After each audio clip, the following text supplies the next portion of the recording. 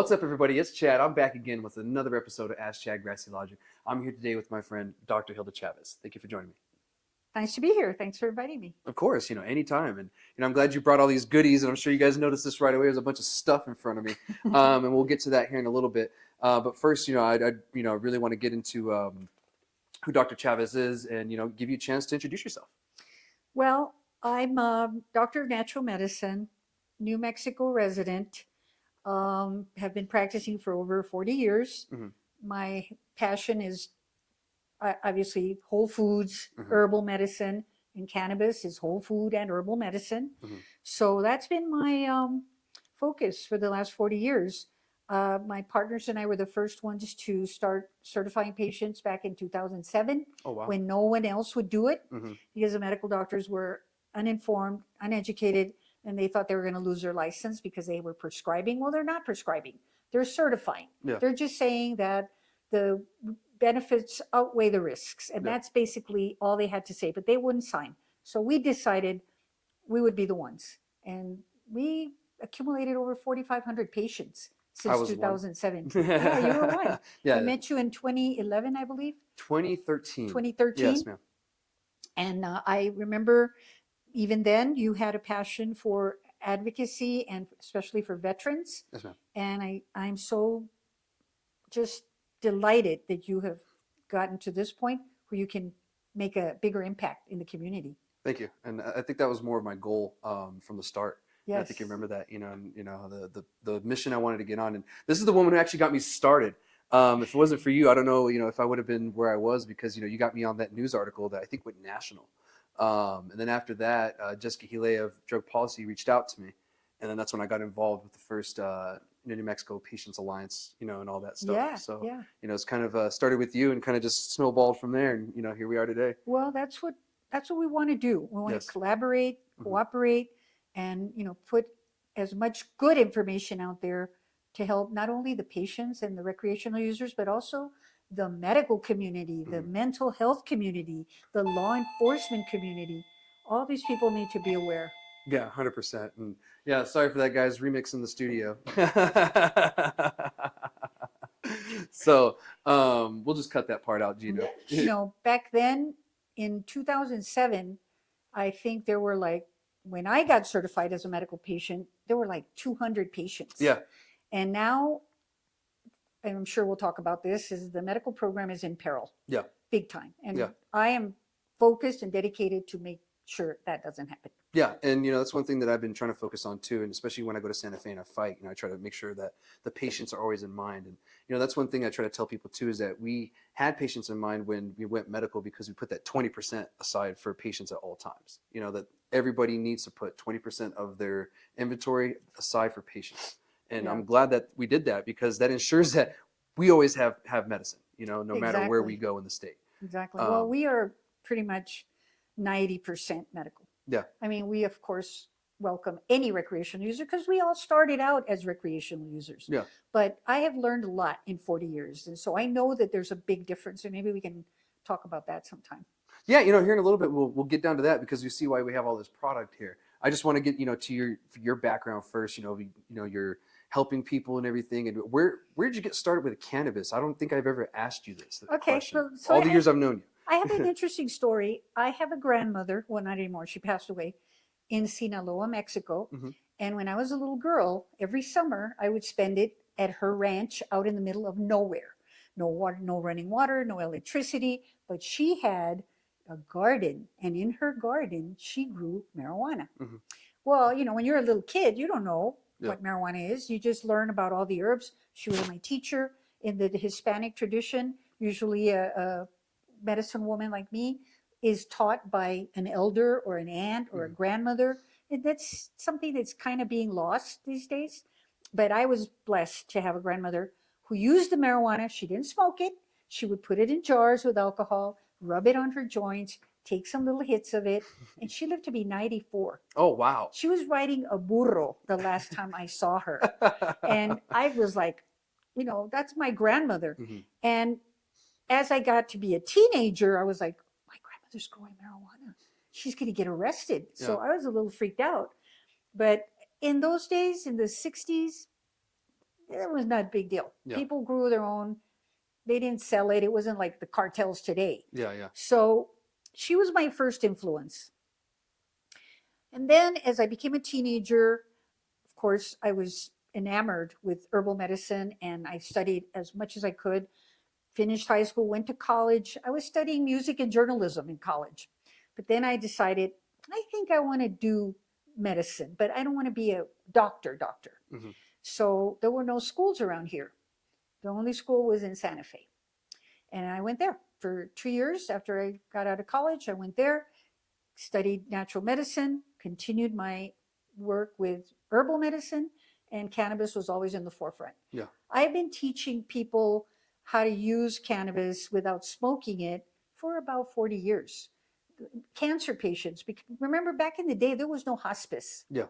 So I meet a friend and they'd say, oh, my grandmother has cancer and, would cannabis be something that would help her? Of course. But I would teach them how to make it into a tea or into a tincture or into an edible so that they would have at least quality of life while they were dying. Hmm. It's not a cure-all. It's Yeah. not going to cure the cancer. It's not going to do all the things that some people think it does, but it is important in the quality of life. Yeah. 100%. I agree. That's something that you've taught me through my time of, being a patient and everything, especially in the early years. You were always teaching me something new. And I think I remember the alcohol story. I think you told me that back in the day about the tincture. The tincture, yeah. And that's one of the first times I learned about that. And actually, I think I went home and actually did that. Because I'd been growing back then For as your well. own, Yeah, yeah. I've been growing back then we had PPLs, or Yep. personal production license for those of you who aren't aware. And so I was always growing mine, and I think you actually shared some seeds with me one time, and that was really nice of you. Yeah, Lima Limon, I think. Yes, the Lima Limon. Yes. Yeah, you shared some seeds with me. That was really cool. Lima Limon seeds came from Oaxaca. Yeah. And they were given to me by a friend who lives there.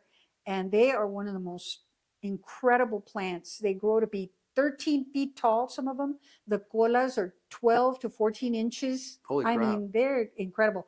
It's still one of my favorite plants to grow. I still grow it in my backyard. Oh, you still have some? Yep. Awesome. Yeah, I'll maybe have to get some more seeds from Okay. you. Yeah. I actually sell my seeds at the dispensary. Oh, you do? Okay, Yeah, maybe I'll go Lima by and Limon. buy them then. Yeah. No, I'll give you some. Okay.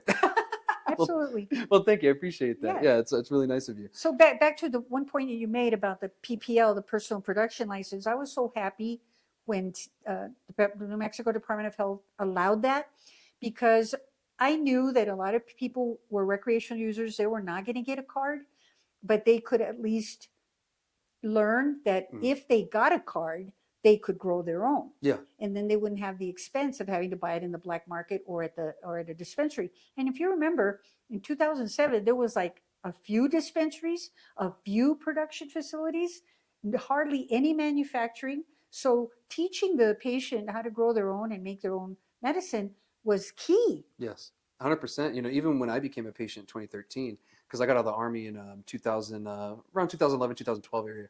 And, that was really important to me because I saw the fact that I didn't have any dispensaries in, where I was living. In Alamogordo? Yeah, in Alamogordo, where I was living with my parents at the time when I first got out. So there was no dispensaries. The only one was Ruidoso, and I think here in Cruces. So, I was stuck between going to border check or up the mountain. And so, it was like, well, I'm good at growing, so I really want to grow my own. And that's where that came from. And the PPL was cool at first because I only had to ask my parents for permission, which is easier. But once I got to a rental, then it became a little more questionable. Luckily, I had a landlord who was really cool with it. She was, pro cannabis, and she was like, yeah, I'll do it. So every year she wrote me the letter. That's why I was able to continue my growing journey and everything. Do you still grow it now? Still grow to this day. Awesome. Yeah, I have some hanging up right now. Awesome. Well, so that's another point is now that the legalization has happened, you're allowed legally to grow at least 12 plants, I believe. 6 and 6. 12 6 plants and 6. that you can grow on your own. Well, if some of my patients after 20 years have become very good growers, Yes. masterful growers. Yeah. So I encourage them, if they have the place to grow it, get a micro license. Get a micro license, grow 100 plants. We will buy them. The dispensaries will buy them because we want to support the local patients. Yeah, definitely. Especially, supporting local businesses because, we were, talking off, off screen a little bit. There's a lot of people not doing the right thing right now. Oh yeah. Bringing in out of state product, Yep. which doesn't support local whatsoever. No. The money doesn't stay here. The product doesn't come from here. Exactly. It's, just an empty product for New Mexico, really, and just, emptiness all around. So, that's something I can talk about all day. I know. But, that's something that hopefully will change come June. With SB6, yeah. Yeah, with SB6 being That's what passed. was missing from the beginning. Yes. The law enforcement arm.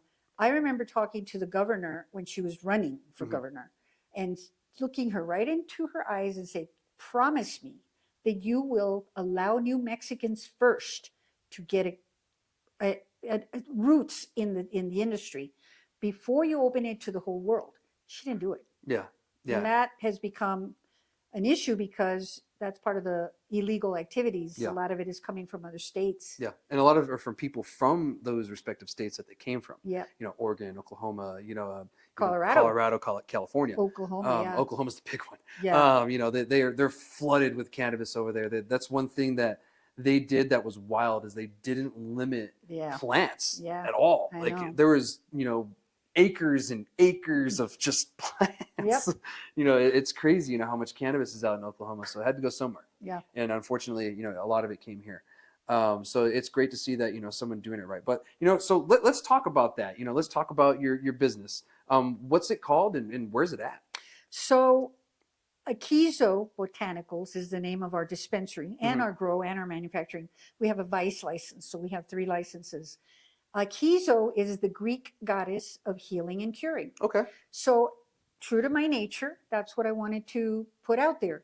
I mean, there's all kinds of names that people call them, but we're servicing the medical patients Mhm. and the baby boomers. Ah. And they are the ones that are going to go for someone who's a little bit more medically oriented. They're intimidated walking into a dispensary that's black and full of colors and all they sell is, flour. Yeah. Yeah. So they don't know what to do when Yeah. they walk into a place like that. So really my motivation for getting the 3 licenses was to completely be available for my patients' care. Mhm. Because for 20 years, many of the patients would say, the dispensaries don't have what I want.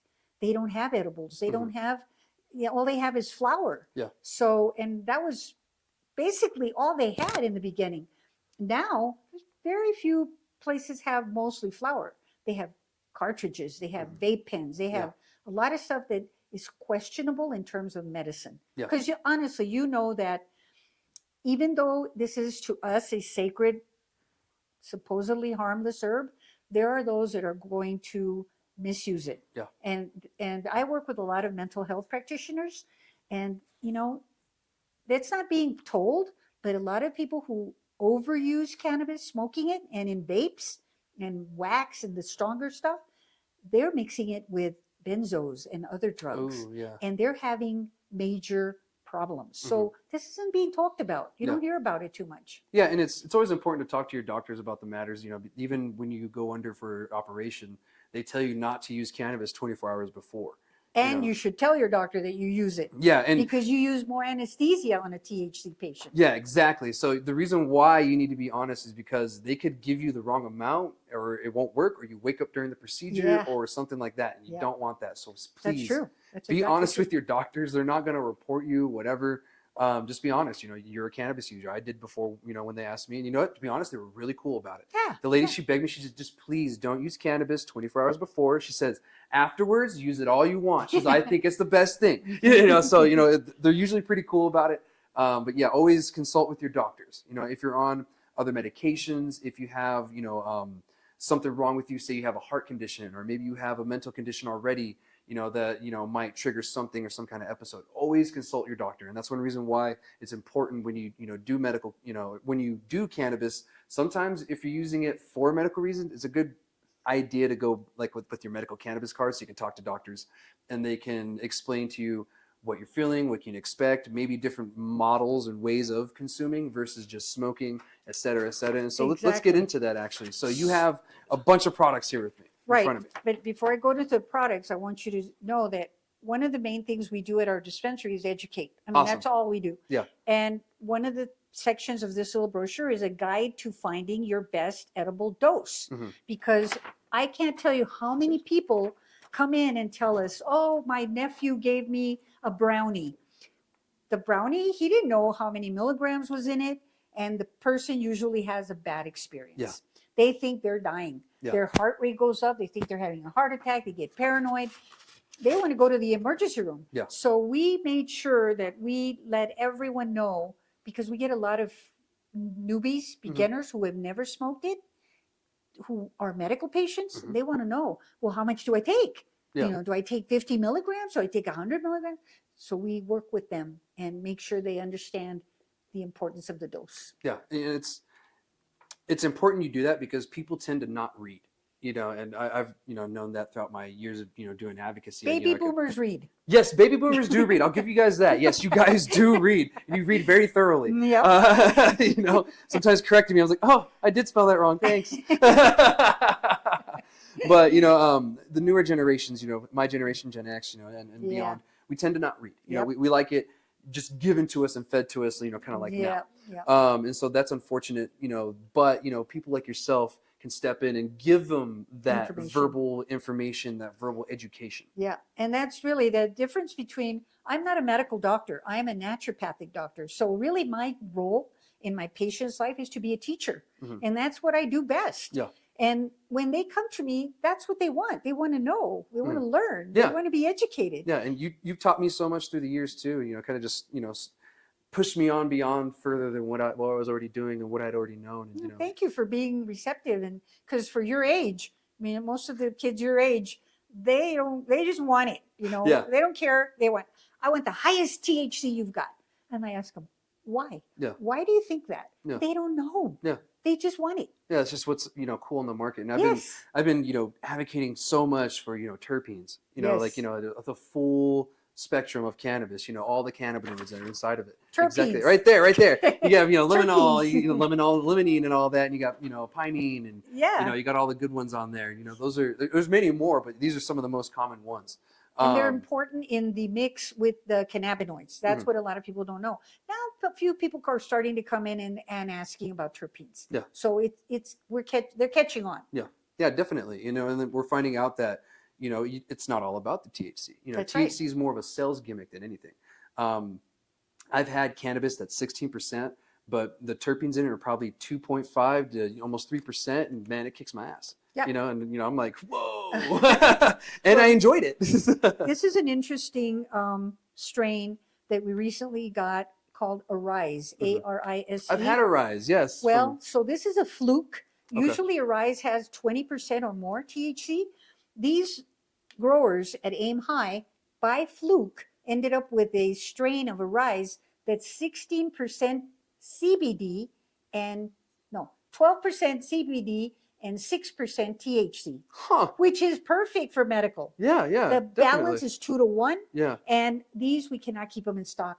Really? We sell the pre-rolls Yeah. so they could try it first, and Yeah. then they come back and buy ounces. Yeah. Because it doesn't get you all loopy and hard to function, Yeah. but it takes care of your anxiety and your depression and makes you functional. It's more medicinal than it is. It's more medicinal. Absolutely. Than fun time. And that's great. That's something that I've, promoted for many years, one-to-ones or something even higher, like that. When people come to me that are new or, I really want it just, for medicinal only. I'm like, well, go 1-to-1. Yeah. You're not going to get like super stoned, you're going to be able to function and you'll still get that benefit. Yeah. And that's important because most people don't even know that cannabinoids have to be balanced. And like, there's a lot of stuff being sold out there that's a distillate or an isolate, and it's just pure THC. Yeah. Well, that's not really medicinal. You need the full spectrum in order for it to be better for your body. 100%. Yeah, and that's one thing why I like rosin too, because it has It's all full of that in spectrum. it. It's full spectrum, has everything in it, and it tastes good, it smells good. Yeah. And it's great in edibles too. And do Absolutely. you have any with us today? Yes. So all of our edibles are made from rosin. And like our grape gummies, which are delicious, they taste like grape juice. I test everything that we make. Of course, to I'm make glad sure you do. To make sure that it works Yeah. and that it tastes good. So yeah, we do the grape gummies, we do watermelon gummies, we do pineapple mango.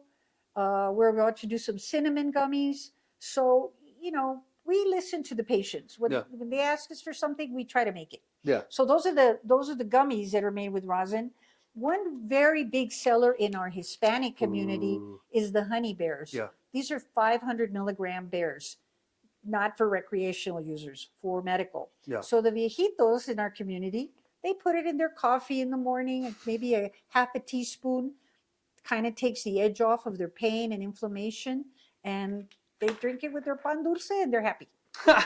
That's great to see. And like, I love this. I love the little bear and everything. And, you know, Yeah. it's a little container. So, you know, just like, you know, you'd get at the store. Yeah. But, you know, 500 milligrams, which is great. That is, you know, for the patients that need the pain relief. You The know, pain like relief. THC, high THC does have a place, but it's not everywhere. It No. shouldn't be everything and the only thing you can get. Right. And THC is not really the best for inflammation. Yes. It's most of the other cannabinoids. Yes. The CBD other- is great for inflammation. CBD, Yeah. CBG, CBN. So I also make capsules, which very few people make because a lot of my patients are diabetic. Mhm. So they don't want to eat gummies and candy. The capsules are perfect. They're Yeah. just the cannabinoids and oil. Yeah. So that's it, made with rosin as well. Ooh, okay. We also make a tincture, which is made with hemp oil. Okay. And this is 100 milligrams for recreational users, because sometimes you don't want to be smelling like you just smoked when you have to go somewhere. Yeah. And the oil is one of the best things. Put it under your tongue. Yeah. You don't get the same buzz, but you get the effect that Yeah. you need to calm down. Yeah, and that's what you're looking for, especially in public usually. Yeah. You know, as you're looking for that effect. And, you know, that's what I tell people too when we're talking about consumption lounges and stuff. I'm like, keep in mind that not everybody at a consumption lounge is smoking or vaping. You know, some people are drinking it, some people are eating it, you know, some people are, you know, just taking a capsule. You know, Yeah. there's different ways to consume cannabis, and smoking isn't the only one. Yeah. You know, but we shouldn't be put into our basement. Do you remember when I first met you, I told you about the cannabis canna colada that I make with Yeah. the fresh leaves? Yes, yeah. So fresh leaves do not have THC. Mhm. They have THCA, Yes. which is the CCD doesn't know what to do with that. Yeah. I got granted recently permission to make my canna colada and put it in bottles and sell it Oh, good. because it's not psychoactive. Yeah. But it's great for cancer patients or patients who they just want to drink something. They don't want to eat it or smoke it. They just want to drink it. Well, care to share with, you know, what the canalada is? So the canna colada is basically a juice that I make out of fresh sugar leaves and sun leaves, Mhm. fresh. Yeah. With, you know, they haven't flowered yet. Yeah. They're in veg state. You put them in the blender, mix it with your favorite juice. I mix it with pineapple juice, hence the canna colada, and then you drink it, and it's a bodily feeling. Mhm. It's not a high. Yeah. It's just a relaxing, full body feeling. That's awesome. Yeah, and I have tried that, you know, and actually I would dry some of the leaves out and put it in tea as well. You Yeah. can do that too. Yeah. And that's what we have this trim that you noticed earlier. Yes. The trim is basically when you're trimming all the buds, everything that drops. So sometimes this is stronger than the flower. Yeah. So what a lot of people do is make a tea out of it. Yeah. Or a butter or Yeah. something that they can put into their edibles. Yeah. And I love that you guys have this. And I'm not a big fan of smoking shake, but for, you know, edibles, Yeah. extracts, phenomenal. And the fact that you guys have that, and how much is that? So we're the only dispensary in town that sells our ounces or flour are $50 and our trim is $25 for an ounce. Oh, that's great. Yeah. You know, especially for, you know, the medical patients. For you the know, medical patients. Because I went to Washington a few years ago, and you know, one of the dispensaries out there had an option for that. Yeah. And my best friend, you know, she didn't know how to make canna butter, but she didn't really want to smoke at the time. And I was like, all right, I'll make you canna butter. So we went and got that, and I was like, you know what, that's great. You know, that I can go to the store. I want to make edibles, you know, and I have that option to just go to the store, pick up a bag, and go back and make some edibles. So I'm old school. Yeah. In my college days, we would make a pot of butter with flour, Mhm. right? And it would stink of the whole neighborhood. Yeah. But in those days, you couldn't buy anything. I mean, you had to buy it in the black market. Yeah. But that was one way that we, as poor students, could afford to make the medicine and share it. Yeah. That's great. I mean, it makes sense. And yeah, she shared a little with me. You know, we had some edibles that she made, but she was always putting in her tea and Yeah. her coffee. So See, that's another thing about the trim is, you know, there's a big problem with women's reproductive issues. yes. a lot of women have endometriosis and premenstrual problems, and drinking cannabis tea is like one of the best medicines. Really? Yes. Oh yeah. And so we've been selling a lot of it to a lot of women. That's great. That's good to hear. The fact that they're going that route. Yeah, instead of for smoking it. yeah, instead of smoking it for it. Again, you always scold me for smoking. I know. No, well, so again, I'm old school, and I used to smoke. I was a big pothead in my day, and I hurt my lungs. So that's the reality of it. Is that Yeah. if you smoke that much, and I did, you're going to hurt your lungs. Mhm. So I have a lot of Vietnam vets now that are in their 70s and 80s. They now have COPD and emphysema because not only did they smoke pot, but they smoked cigarettes. On top So of it. now they're having all kinds of issues. And so they're like, okay, can I learn how to do edibles? Because I can't smoke anymore. No. So, yeah, I would rather my patients that are medical not smoke it if possible. Yeah. But, it's an individual choice. Yeah. Well, I appreciate that. But look at all the choices that we have. Yeah. You got, the flour here. You have some of this. You got and this is an ounce, right? That you have This right is here? an ounce, yeah. Okay. And then this one, we already showed that one off. Yeah. Oh, actually, I have The some chocolate, chocolates here yeah. too. So this is behind. I didn't want to forget these. So we have We- chocolates right here. It's just, chocolate. But what kind of chocolate did you say it was? We use the Ghirardelli chocolate, which is one of the best Ah. chocolates you can get. And we also don't put any high fructose corn syrup. We only use the finest ingredients. Those are for rec, 100 milligram bars. The lemon fudge bars are white chocolate, but they're also delicious. I mean, somebody will eat one and say, "Can I eat the whole thing?" And I said, "No, Yeah. you cannot eat the whole thing." Right. And one thing I did notice, I look at everybody's cells every month, and I did notice that your rec and your patient cells are almost side by side, the exact same, and that's really rare to see at any dispensary. Even the big guys don't accomplish that. Yeah, their sales could be higher, but they can't accomplish getting those numbers like that. But that's because we've been doing this for a long time, and Yeah. we are here to serve the medical patients. I mean, any rec patient is, if they're willing to learn, we will teach them. Yeah. But the medical patients, they're in it. They Yeah. want to know, how do I do this to sleep better, to reduce my pain, to reduce my anxiety? They have specific needs. Yeah. And yeah, I would say that 90% of our patients are medical. Yeah. Even though our sales might be equal, 90% of our patients are medical. Yeah, just because you don't have a card doesn't mean it's not medicinally used for you. Exactly. And let's talk about that. So recreation, legalization of recreation has kind of caused some problems, especially in the mental health department. I have a lot of colleagues who tell me what they see and what they hear from their patients. And, rec, it just kind of gives everybody permission to self-medicate and do whatever they want. Well, but what if you have a major problem like psychosis or bipolarism, Yeah. and you're just self-medicating? Yeah. That's a problem. Yeah. You could end up in the hospital or in the mental ward. So we have to be realistic that, yes, this is a sacred medicine, but it can be abused. Yeah. And it can be misused. Yeah. So we've seen a few cases where that has happened. Yeah, and that's the reality, and that's something I've actually talked about on the show previously. That not everything is hunky dory, and perfect with cannabis. Nothing is perfect, and nothing is 100% harmful. You can die from water, from drinking too much water.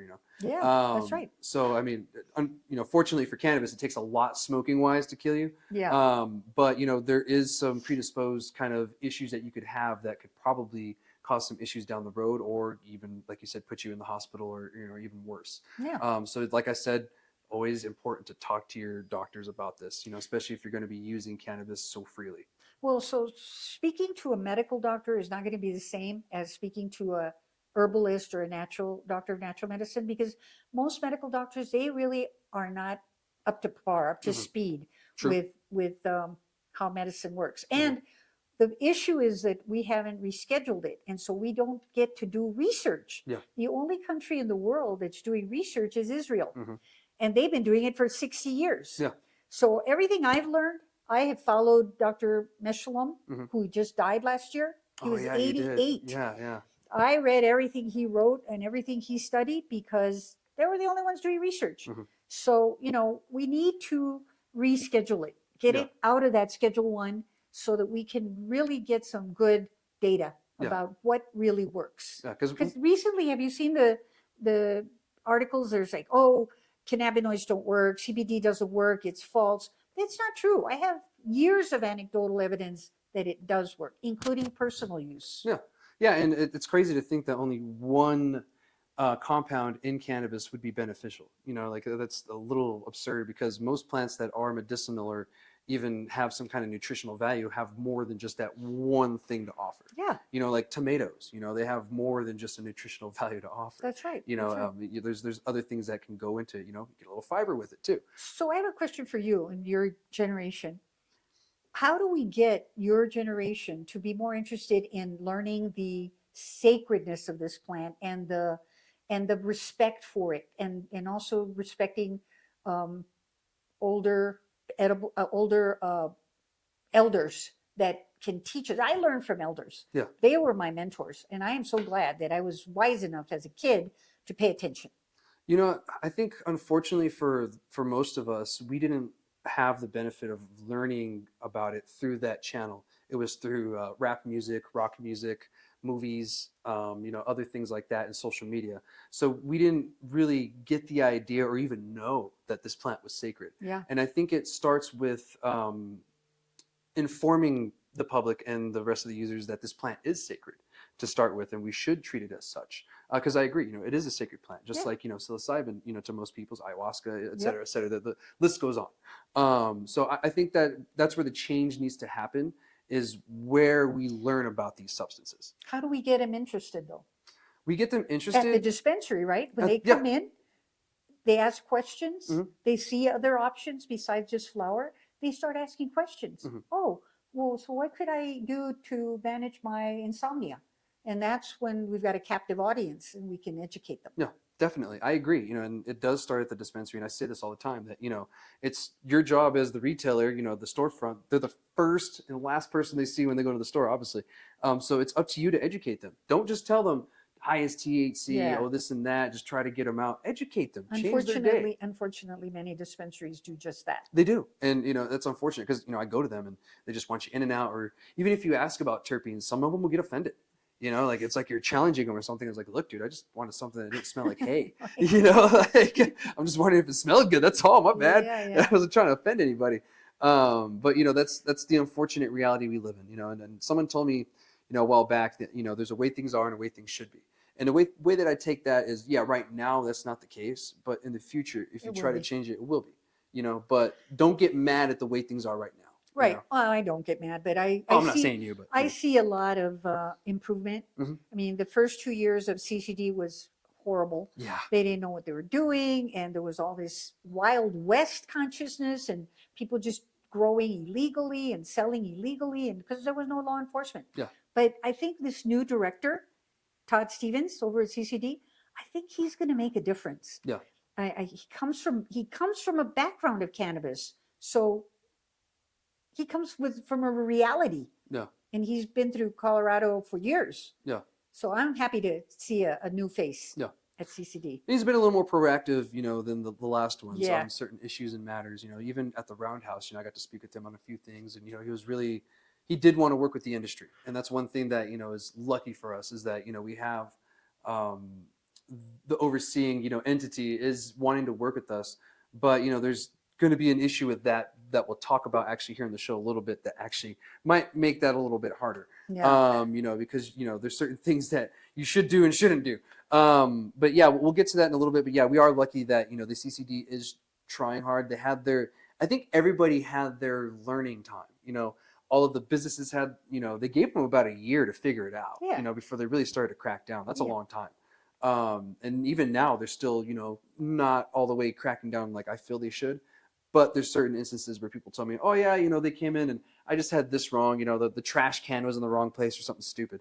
Like you shouldn't get dinged for that. I get it, cool. So they're not being hard asses is what I'm trying to say. But at the same time, I feel like there's certain things that they're missing. In the beginning, there were no compliance officers. Yeah, I remember. And now, according to the last compliance officer that came to visit us, there are 13 in the whole state. Oh, really? They're going to hire more. Yeah. One lives here, actually. Okay. So we have somebody that we can actually talk to locally. So yeah, I'm a little bit OCD and neurotic about the law. I want to make sure everything is done perfectly right. And so, not everybody agrees with me on that. They say, well, who's going to know if you do something? I say, I'm going to know. Yeah. I'm not willing to do that. Yeah. So, yeah, it's a learning curve. CCD needs to be a little bit more proactive and like literally visit and talk to the dispensary owners and make sure that everybody's kind of on the same page about following the rules. Like this rule with the pesticide Yeah. that wasn't in the list. Yeah. It's a pesticide. Yeah. It shouldn't, even if it wasn't in the list, shouldn't be using it. Yeah. It's medicine that we're using. Yeah. And with a pesticide, Yeah, no, it's not it shouldn't okay. be near the cannabis at all. It's not And we'll okay. talk about that too, actually. So let's wrap up the Akeso, right? Is that how you say it? I was Akeso. calling it Akeso at first. I was like, sounds like cheese, But but did you, Akeso. did you have a little sharp sign I didn't. over I the didn't E? even see that. Yeah, at first. Yeah. So now I see it. I'm like, oh, Akeso. Okay, so that makes sense. While I was like, sounds like queso. Or Akeso. Some people say Akeso. Akeso. Akeso. So where can everyone find you online and in person? To go visit and get educated. Well, our dispensary is in Mesilla Park. Mhm. And the reason it's in Mesilla Park, it's not the most beautiful area of town, but it's an industrial area. Got it. And we followed the rules back then that said you cannot be anywhere near another dispensary, a church, a school, a playground. So we found this place and met all the rules. But now everybody can just get special permits and open up in a neighborhood. Like we have neighbors where my office is on Mezquita that are not happy Yeah. that there's a dispensary right there. Yeah. So, these are things that are going to happen. But you can find us on Facebook, on Google. We're working on a website, which is the next step. And do you know Mike Cook?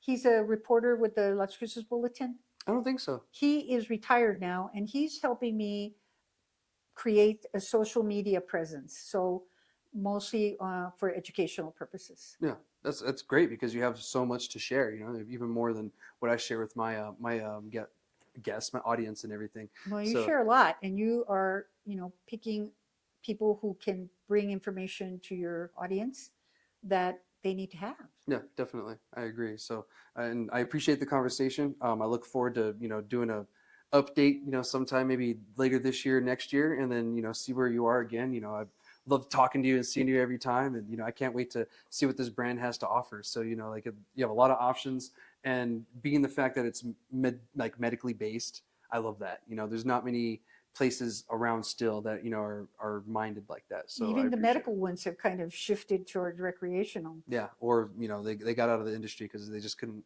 make it on the medical side. So it's great to see that you're really embracing the medical patients. am, yeah. And I love that. So Well, keep it I'm a up. patient as well. Yeah. It sounds like we never did this for the sake of making millions. Like a lot of people think that they're going to make millions opening a dispensary. That's not the case. It's a lot of work. It might take 3 years before you even see a profit because the first couple of years is all about money out, money out, money out, licenses, insurance. It's a big deal. Yeah. So we're in our year and a half. Yeah. And we're still standing. We're thriving. We're growing every day. But, we also have a different agenda. Yeah. Our agenda is medicine and low cost. Yeah. So, which very few dispensaries do. Yeah, definitely. Because you said this is outdoor greenhouse, right? The flower. Yep. Yeah. So I mean, not a lot of places offer those price points, for Right. the medical quality. So I really appreciate it. Everyone, go check them out. I need to go check you out too. Get some of these chocolates. Absolutely. Yes, Get some of absolutely. these chocolates. Because you have the 500 milligrams, right? We are making now 500 milligram chocolates for the medical patients, but we were focused on the 100 because introducing stuff to the recreational users. Yeah. Because that's all they can buy. Yeah, I mean, it makes sense. But if you're New Mexico resident, you haven't got your medical cannabis card, stop paying taxes. Yeah, and So- we still do medical cards. Now, that's another point I want to make. In 2015, New Mexico Department of Health kind of changed the rules and allowed anyone who had a medical license to certify patients. Well, there's a lot of places that opened up that were just selling cards for $50. Yeah, the card mills. The rules are very clear in the New Mexico and in the CCD that you must have an established relationship with your certifying practitioner. Well, that went out the window in 2015. Yeah. So now the program is in peril. Yeah. What was it, 2023, there were over 186,000 medical patients? 2022 before legalization 2022? occurred. Yes. And then, and now there's like, what, 86,000? Yeah, we're probably at the same numbers around 2015 because that's around the same time that we got to 80,000. So we're back to those previous numbers. So I appreciate what you're doing, and I think that we need to kind of join forces and educate people that we cannot let this program die, I agree. because there's always going to be patients, always, Mhm. medical patients especially, because we're all getting older, Yeah. and we're going to end up with some kind of medical issue. Well, if you don't have a card and you don't have the guidance, you're going to be floundering. You're not going to know what to do. Yeah. And you're going to walk into a dispensary, you're going to be overwhelmed.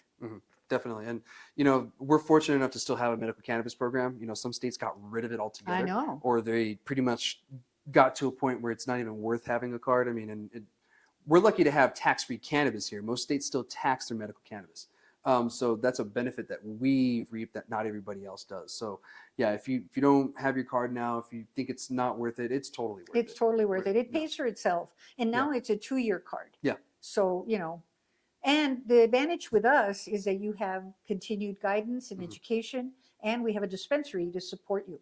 So, it's not like you're not getting anything, you're getting a lot. Yeah. So But that's where the thing comes in about respecting the old ways and the traditional medicinal ways, because I have to say, I'm getting old. I'm going to be 70 pretty soon. And I have a lot of wisdom and a lot of experience. I want to share it, because when I die, it's going to be gone. Yeah, it goes with you. Yeah. So I'm an open book in terms of my patients. I teach them everything I know. Yeah. What good is information if you're just going to keep it till you die? Yeah. Just like money, right? Right. That's right. Yeah, can't share it when you're gone. Well, anyway, thank you so much for joining me. I look forward to our conversations again. I always look forward to our conversations. Yeah. But I look forward to having you on again, and let's continue on to the podcast and everything, because we have a lot more to talk about. And there's a few topics that I do want to get to. So let's get to them. Okay. So what we're going to talk about next, we're going to talk about the Border Patrol.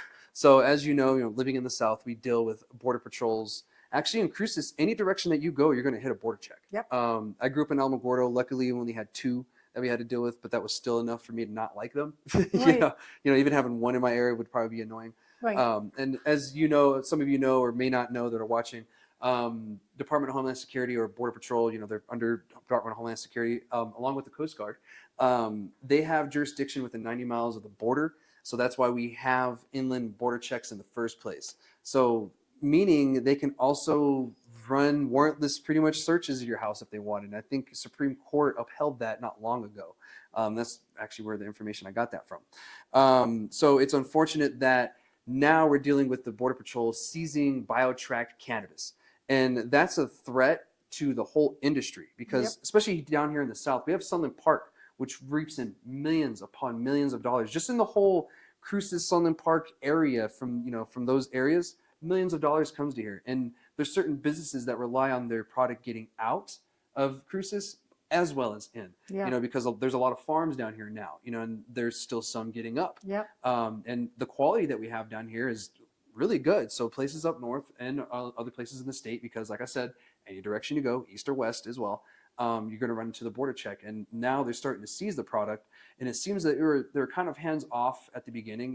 You'd hear about every now and then, someone would run into an issue, but it doesn't seem to be changing. And I talked about this last week. I know some of you are like, oh yeah, I know, you talked about this last week. Well, some updates have happened. So it looks like a couple of cannabis businesses are starting to band together to try to figure this out. And they're trying to figure out, is it a lawsuit that needs to happen? Do we need to contact our representatives? What's the route that we need to go? And the route that we really need to go is the diplomatic route, of course. Let's try to figure it out forefront first. Let's talk to our government representatives and try to figure out what we can do. Now, the unfortunate part is some of us in the industry have tried that, and they were met with, one of the Border Patrol agents telling them it's kind of weird, or, they're kind of shocked at the fact that they're so comfortable talking to them about an illegal substance like this to a federal agent or federal police officer, and pretty much just told him to fuck off, like, we're going to do what we want. And that just didn't blow my mind, but it just made me realize, okay, well, something changed. I don't know what it is, but this isn't going to change for a while. This just started, right? Like within the last few months? The last month, there was like 7 or 8 different incidences of them taking biotracked cannabis. Yeah. And pretty much they said they're going to take everything from now on that they find. That means from patients, from rec users, from businesses, from anybody and everybody. Well, this is partly, I think, also due to the fact that this is an election year. Yes. And I have a lot of patients who are former Border Patrol, U.S. Customs, sheriffs, police officers, retired. And, they share a lot of information about what their indoctrination is as an officer. Yeah. And the main issue is that the fact that it's still Schedule 1. Yeah. And until that changes, their hands are tied because they have to do what they're told. Yeah.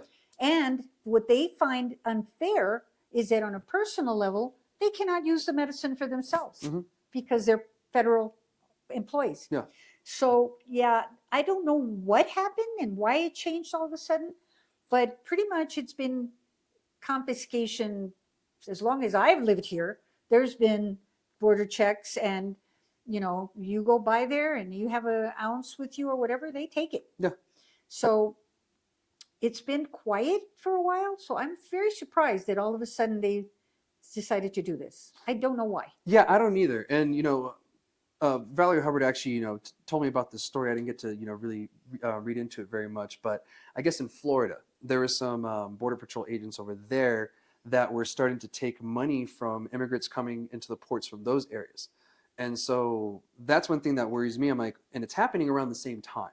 And that's one thing that's kind of triggering me now. I'm like, okay, so we're having incidences of these border agents taking money from illegal, people coming in illegally or even probably legally, taking money from them. And then you have over here on the other side of the country, these agents taking legal cannabis from people. So you think it's a bribe, a mordida? So I already have information from certain companies, well, not certain companies, but there are a few companies that have paid off some of the agents already in the industry.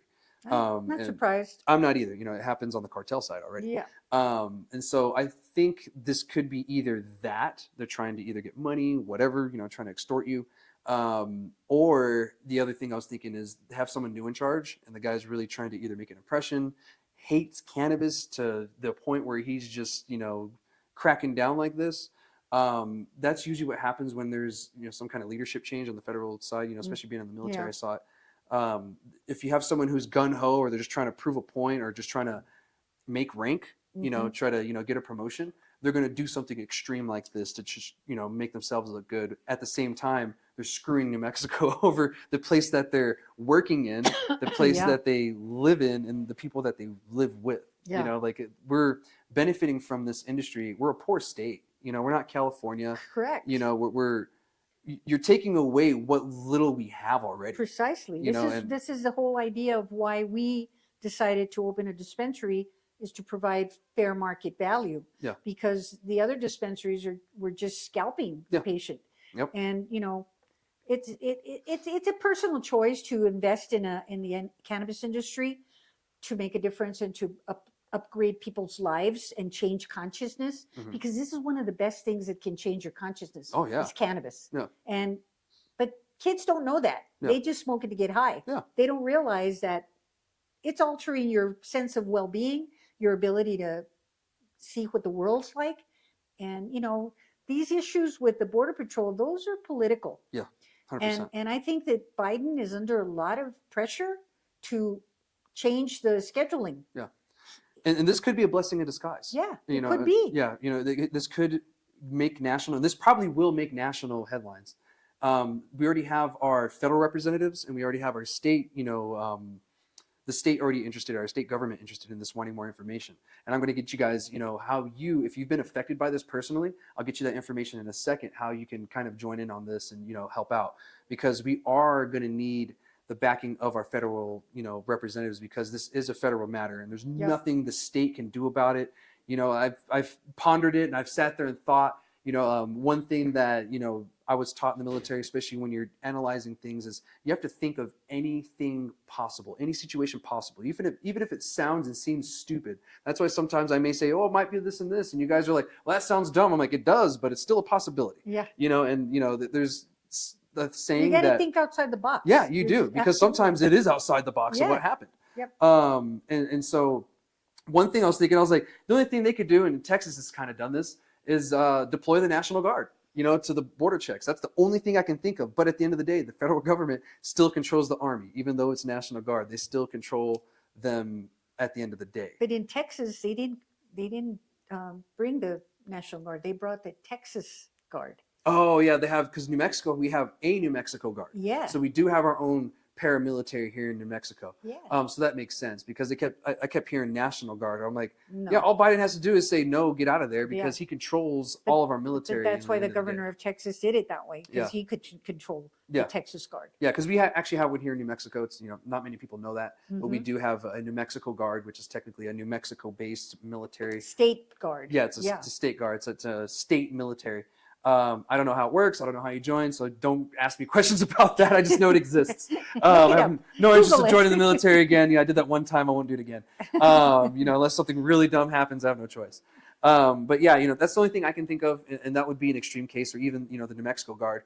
That would be an extreme case scenario. You're literally having another standoff with the federal government, at the borders. Now, would it be nice? Yeah, because it would essentially shut down the inland border checks, and for the first time in my life, other than COVID, I can drive on my highway and feel comfortable. Yeah. Like I'm not being harassed. I'm Yeah. not being questioned and, this and that. That's why I don't like authorities, because my whole life I've been questioned by authority and treated like a criminal. Yep. Just because of my color and because of my last name. Yeah. Even at the border checks, like I noticed the difference when I was with someone who's lighter skinned than me, and the passenger side I'd get waved by, versus someone who's of color. Yeah. Like it was apparent. It's prejudice, racism. Yeah. But you're on the right track, I think, of getting people involved, talking to the senators Yeah. and the representatives, because they're the only ones that can really do something. Yeah, and there's nothing the state can do. Their hands are tied. Mhm. It sucks because they're operating in our state, and I know we should be like, the hell out of here. Then if you don't want to help us, but that's the federal government. There's nothing we can do there. Now, Biden has been very proactive, especially lately, when it comes to the cannabis issues. Now, like I said, this could be a blessing in disguise, because this could get his attention, and we could see a change soon, or maybe it could get the DEA to make a decision quicker. Because even if it's rescheduled, which I know, I get it, most of us want descheduled. I know the pros and cons of both, but we're most likely going to be stuck with reschedule. So, just a bit of reality. So even if it gets rescheduled, that does change it for us at the borders, especially when it comes to the business-wise.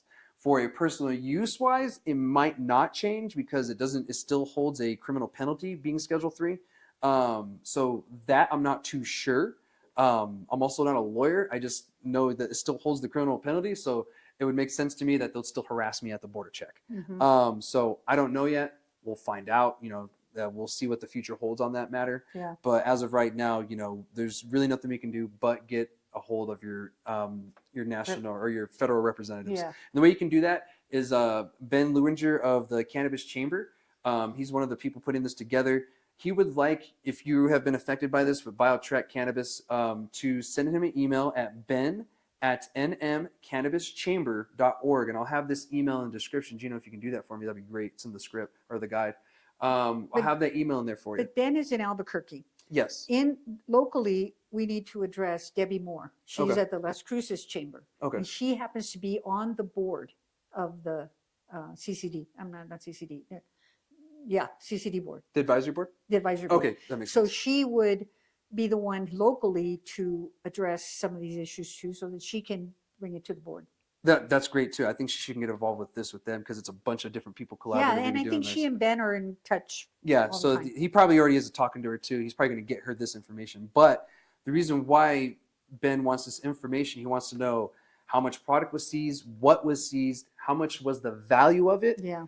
So as much information as you can remember, whatever, even the agent's name, how many agents there were, what they told you, was there a dog, was it confiscated right away, et cetera, because some of these agents have been very rude, and I've experienced this myself. I've been searched at the border check before, and they're usually rude, and I'm rude back. I'm not very nice about it. I don't want to be treated like shit, so don't treat me like shit. Yeah. I didn't do anything. So, and at the time I didn't have any cannabis on me. There was none in my car, and they wasted their time and, made a mess of my car and, almost broke my computer. Yeah. And they were rude about it the entire time. They treated me like a criminal. And Yeah. that's what they're doing to these companies that have broken no state law, has done everything right. By the book. Yeah, and a lot of these people aren't from here, so they're not used to, even people in Albuquerque aren't used to the border checks. Yeah. They freak out. Yeah. So some of these people are like, oh my God, and us down here, I'm like, off, dude. But that's the right. Anyway, I got a little off track there. I just want you guys to get all the information.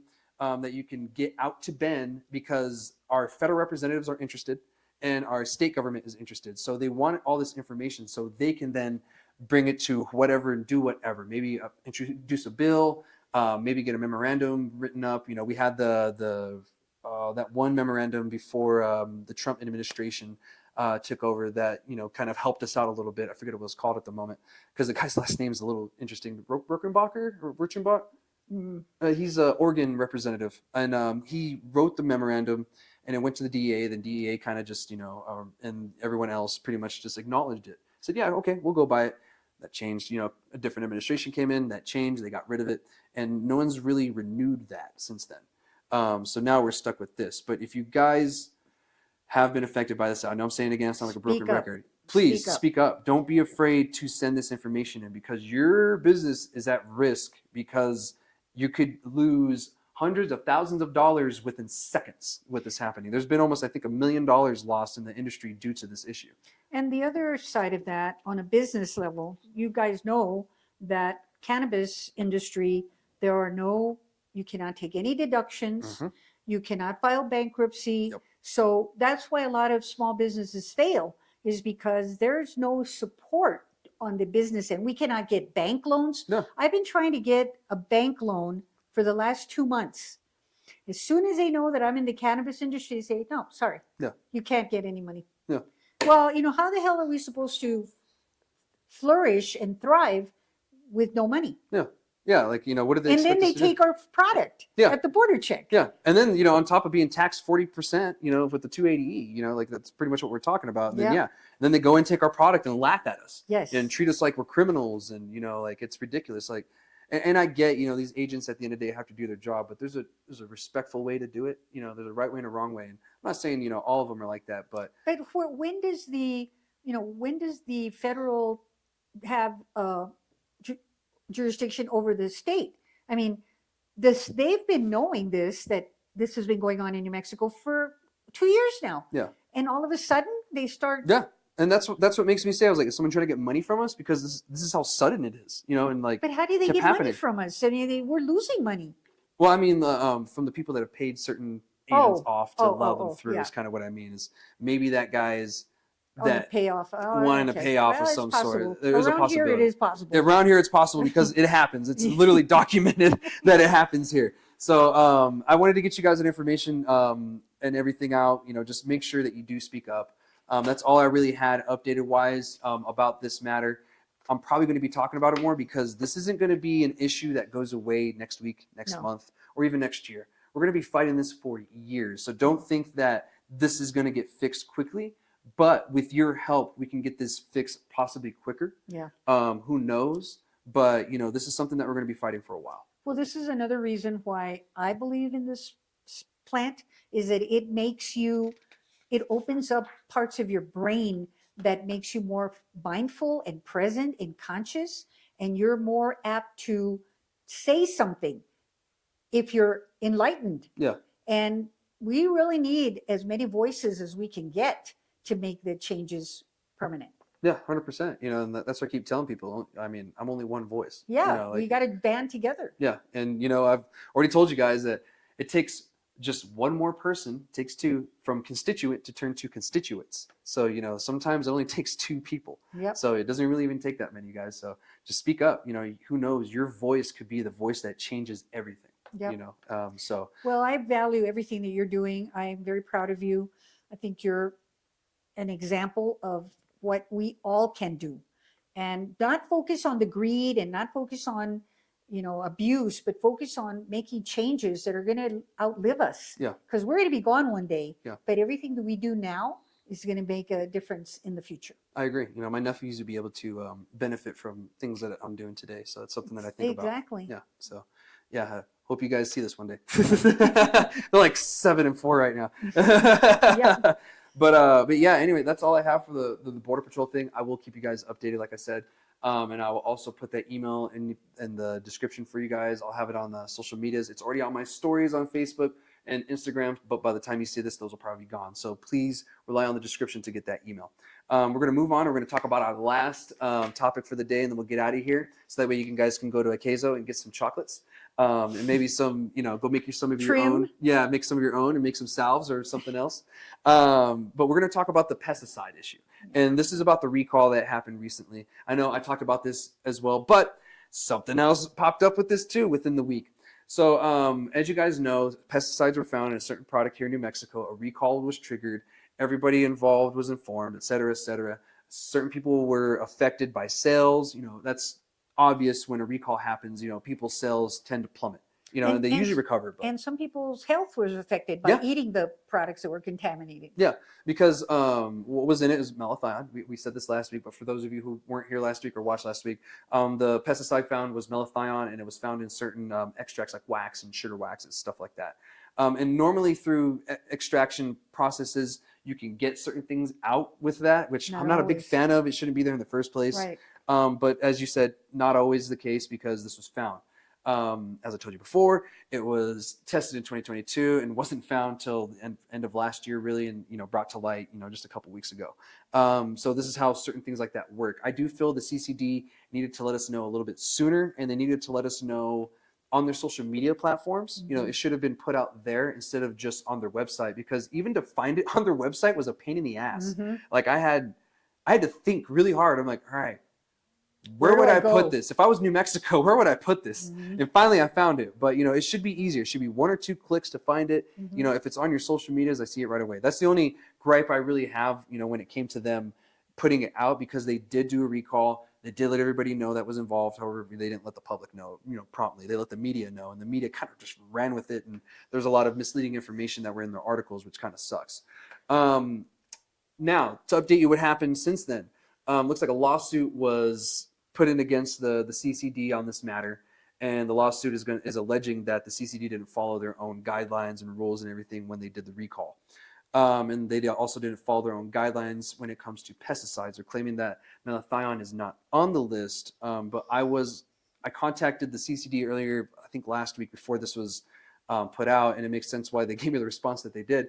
They only answered one question out of the series of questions that I had, and that was if malathion was a banned pesticide or not. And they told me in the email that it is a banned pesticide. They sent me the link to the NM Department of Ag, which is down here in Las Cruces. I called them first, and then they directed me to the CCD, and I was just like, you could have just told me to go to your website and save me a lot of time. I waited days for this. And so on the list, what it is, it's a list of approved pesticides that you can use. So that list isn't a list of non-approved. So if it's not on the list, that means you cannot use it.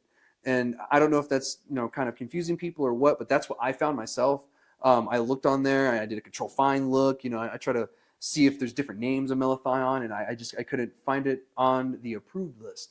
So that's the claim being made, and that's the lawsuit. And the reason why I said the state gave me the answer they did is because I had a series of answers, and then they answered one and kind of half-ass answered the rest and kind of just left it at that. Now it makes sense why they answered me the way they did, because normally when a state gets sued or an entity within the state gets sued, they stop talking to everybody. Yeah. So they're not going to talk to the whole industry now while this lawsuit's going through. So now our relationship with the CCD has a little ding in it. Yeah. Even people that haven't done anything are just trying to figure out what's going on. But the bottom line is, why are you using pesticides on cannabis? That's my question too. Like, why is it even near where cannabis is growing? No, if that's the case. It should be approved or not approved. It should not be used. Yeah. This is medicine that people are ingesting, inhaling. There was an issue years ago with aspergillus. Do you remember that? Yeah. Which is a bacteria that was being sold with flour was being sold with aspergillus. Yeah. Anybody with asthma or emphysema or COPD, they could die. Yeah.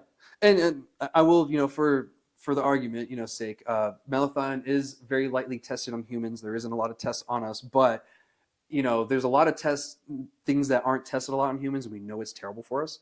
So, just keep that in mind, that there is risk when it comes to ingesting, inhaling whatever malathion. There are recorded incidences. A lot of the things that I found in my research were from years ago, but the more recent things are like, yeah, it's not good for you.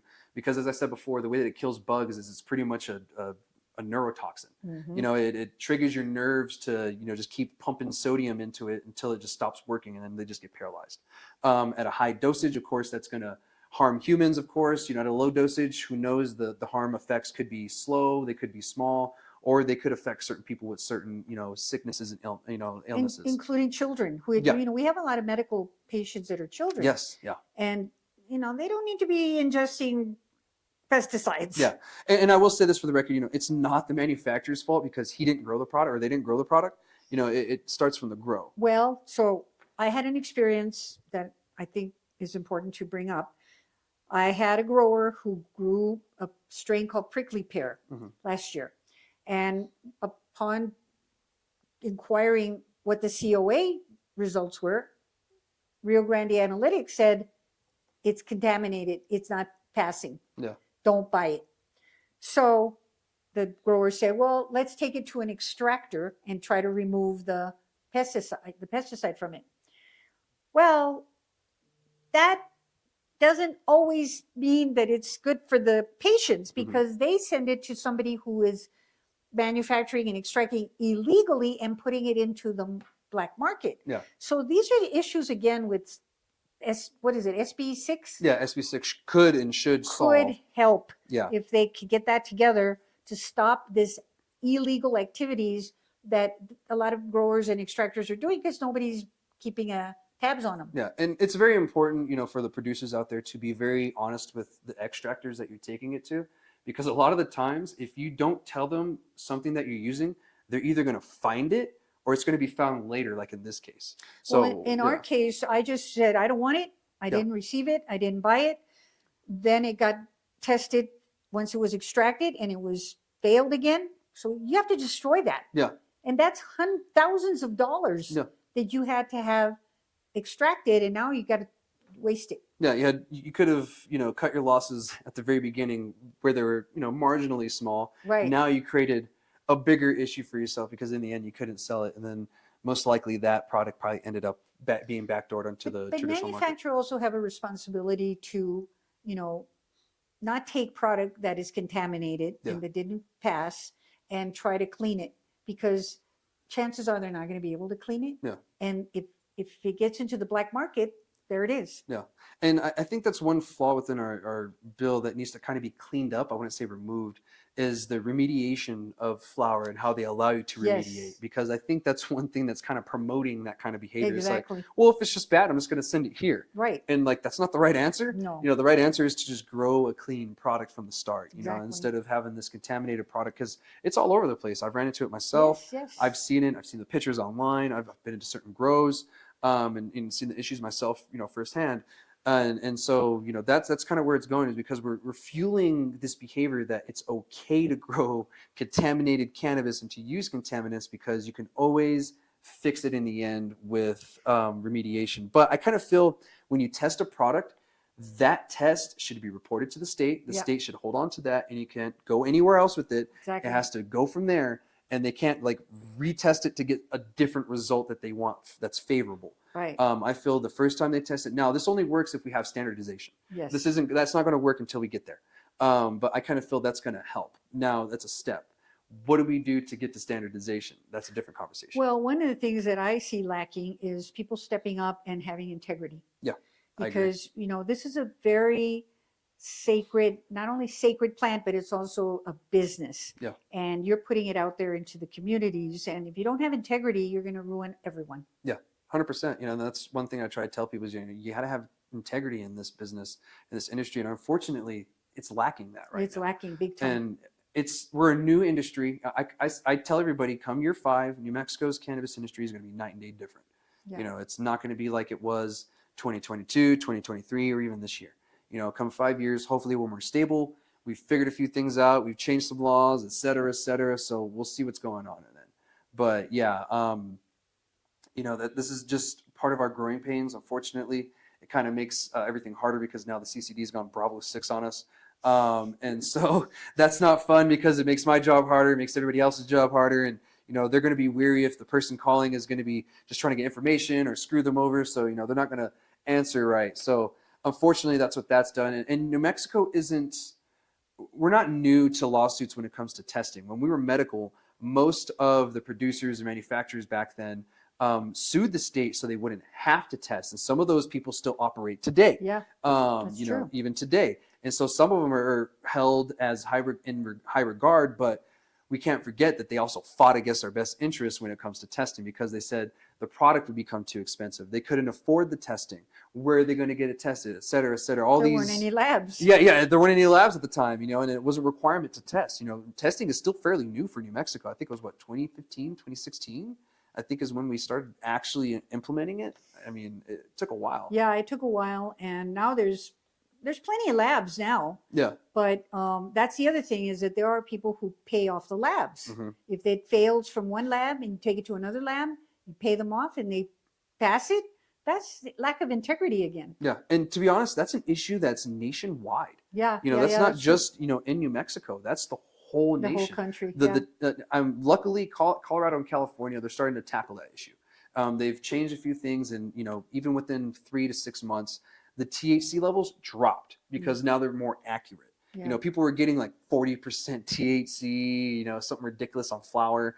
And I was like, oh, you got to be kidding me. Come on, stop paying them for the numbers you want. Yeah. And so that's something that, in New Mexico, we'll have to change too. And I've said this before in previous episodes, that maybe we should look at what Colorado and California is doing and, see what they did, if it will work in New Mexico, for one, and what they did. Maybe it will work here. Absolutely. We should be learning from the states that have been doing this longer. Yeah. I mean, we have with this, so why not? Yeah. I mean, that's important that we learn from their mistakes as well. Yeah. Oh, yeah. That's the only way we learn here. And Yeah. I think New Mexico has done that with the way that we created our laws and the way that the laws are being implemented right now. Yeah. We have home grows. You can possess as much as you want at home. That's amazing. I think we're the only state that allows that, to be honest. I think everybody has a possession limit at home, but Well, that's another whole other issue, and that's that there's people who have no integrity and grow their own, and then they sell it. Yeah. So there's a lot of holes in the system. Yeah, and I kind of feel that issue isn't really going to go away until we get a national industry going, to where, because you don't really see it that often when it comes to, I hate to compare it this way, it's the only thing I can, though, to beer and alcohol. You can make your own beer at home. Yeah. You can make your own wine, but you cannot sell it. You can share it, et cetera, et cetera. But there's certain people that still sell it. And that is very illegal. Yeah. There's no compliance, so who's going to check? Yeah, but that the percentage of people that actually sell alcohol is very small, because unless you have a stellar beer product, people aren't going to want to pay for it, because they can just go to the store and buy something probably better And cheaper. And that's going to happen with cannabis in due time. Mm-hmm. It's just that isn't right now, and unfortunately we still have that issue. And that's one thing that we're going to have to be fighting in the future, because there's certain lawmakers that want to make us go back to getting a license to grow at home. Now, will that curb people selling it on the black market? No. The people that really want to sell it will just get the license, and they'll just do it the right way. So it's really not going to change until the federal laws kind of catch up to. I'll leave it up to y'all to see who's to blame. I'm not going to tell you who to blame. Look up the information. I'll give you guys more information as it comes. No news network has picked this story up yet. I'm literally like the only one talking about this. Wow. Yeah, I know. I do have a call later on with Associated Press. So I'm going to, hopefully get that out at the national level. We can get this story going. But I'll try to keep y'all updated. Come up to your own conclusions on the matter. But just keep everything in mind that I told you, what's going on with all this. So I know y'all have a lot of questions, but I'll try to have y'all some answers. Dr. Chavez, thank you so much again for joining me. And it's my pleasure. So great to see you, through, the years and, where we both have started and come, because I know you've wanted this, pretty much the whole time. You've always wanted this. You just couldn't do it. Now it's here. So, congratulations. And, Thank you. I'm proud of you. Thank you. Thank you. It's a heartfelt project, and my dream came true, unfortunately, because of the issues with CCD and lack of compliance and law enforcement. The illegal elements have affected my dream, but I'm going to push forward, and with people like you educating and getting more people to speak up, I think we can make a difference. I do too. And like she said, y'all, make sure you speak up. All right, guys. Well, I'll see you next week. We'll be back again. We'll see what happens within the week, because things are getting weird. So I'll see y'all next time. Peace.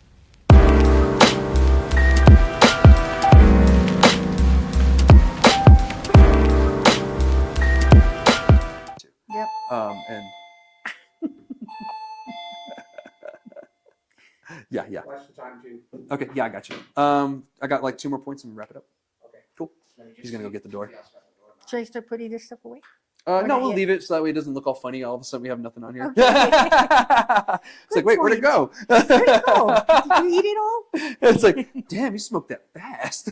So you brought up some really good points, and these are things that I think about all the time. And I talk to other, I know pretty much everybody in this area that grows, manufactures, or extracts, or retails. And there's a lot of people here from other states Mhm. that have come and exploited the openness of the New Mexico law. Yeah. I tried to tell the governor, I tried to tell her this for years. Limit it. For a couple of years, limit it. That's what I was She saying. That was wouldn't one do of it. the- She wouldn't do it. And when I talked to her a year ago and I said, you didn't do it, what I asked you to do, and she said, oh, I can't. I said, yes, you can, Governor. You can make changes. This is hurting the New Mexicans. Yeah. When everybody's coming from Washington, Oregon, California, Colorado, Oklahoma, Arizona, it's not good for New Mexicans. Yeah, and that's one thing that hurts. But luckily, what's happening is the shift from the consumer is starting to turn to craft. So that's We on the support horizon. all the Yes. craft growers. Yeah, all it's Absolutely. turning to craft, and I'm seeing it too. And Canada is starting to see it. Yes. Yep, we'll wrap it up. Okay. Just keep. Yeah, we'll just. I was just going to say, just keep going. You guys are having a conversation. I'll But, put some outtakes at the Because you end can now. tell that we're passionate about this. We've been passionate about this. We know that we are movers and shakers and we can make a difference. That's why I'm here. Yeah,